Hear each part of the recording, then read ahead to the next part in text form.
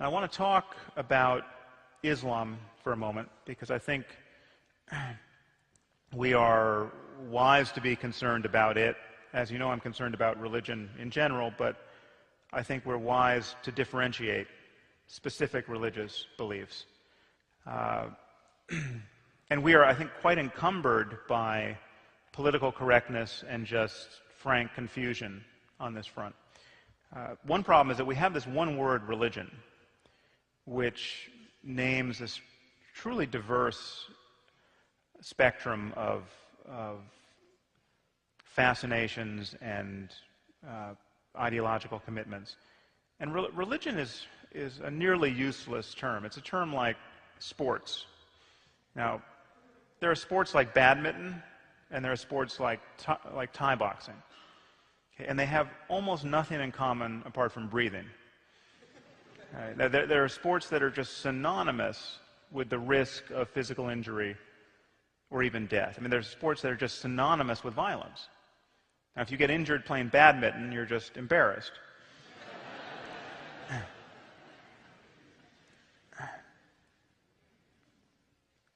We're facing a problem at this moment. There is, I'm happy to say, a religion of peace in this world, but it's not Islam. Okay. To call Islam a religion of peace, as we hear ceaselessly reiterated, is completely delusional. Now, Jainism actually is a religion of peace. Jainism is the core principle of Jainism is nonviolence. Gandhi got his nonviolence from the Jains. The crazier you get as a Jain, the less we have to worry about you. It is. This is. I mean, Jain extremists are actually they are paralyzed by their pacifism. Jain extremists just they can't take their eyes off the ground when they walk lest they step on an ant. They filter every sip of water through cheesecloth lest they swallow and thereby kill a bug. I mean, needless to say, they're vegetarian.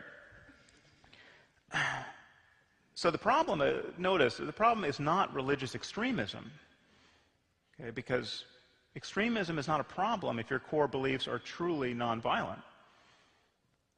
The problem isn't fundamentalism, which you often hear this said. These are euphemisms. I mean, the only problem with Islamic fundamentalism are the fundamentals of Islam.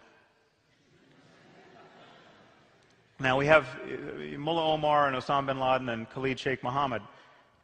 These guys agree about the nature of reality and how to live within it. And the problem is they are giving a very plausible version of the faith. Osama bin Laden is not the Reverend Jim Jones of the Muslim world. It would be wonderful if he were, but the problem is he is giving a truly straightforward version of Islam, and you really have to be an acrobat to figure out how he's distorting the faith. Now, if these guys were Jains, or Buddhists, or Amish, or Quakers, it would be patently obvious how they were distorting their religion. I mean, in fact, their behavior would be unintelligible.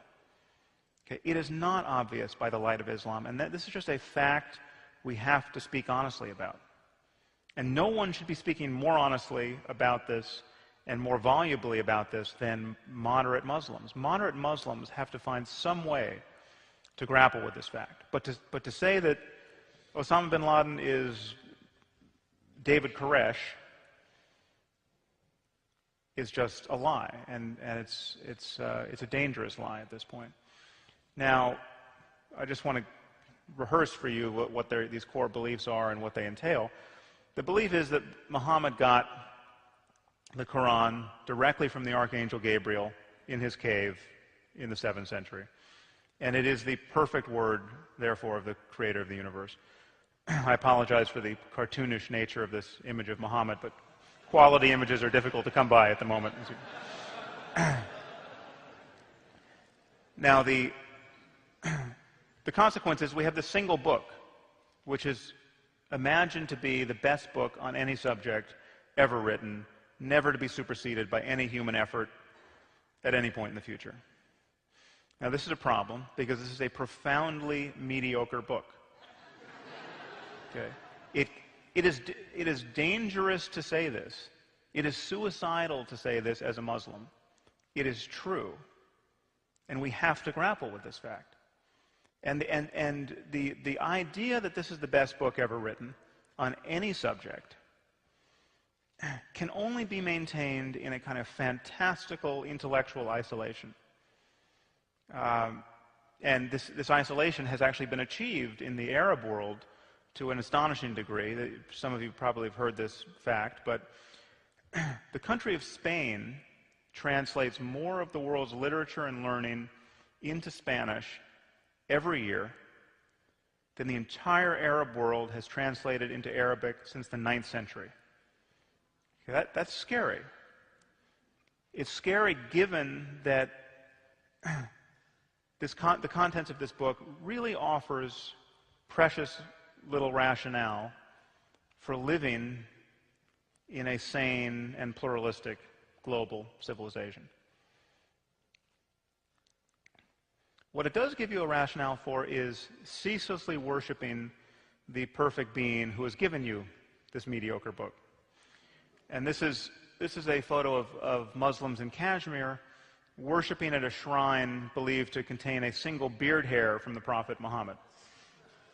Now, in showing you this image, I don't actually mean to denigrate the positive emotions that can be associated with this kind of practice. I mean, I think devotion is a positive emotion that we want in our lives.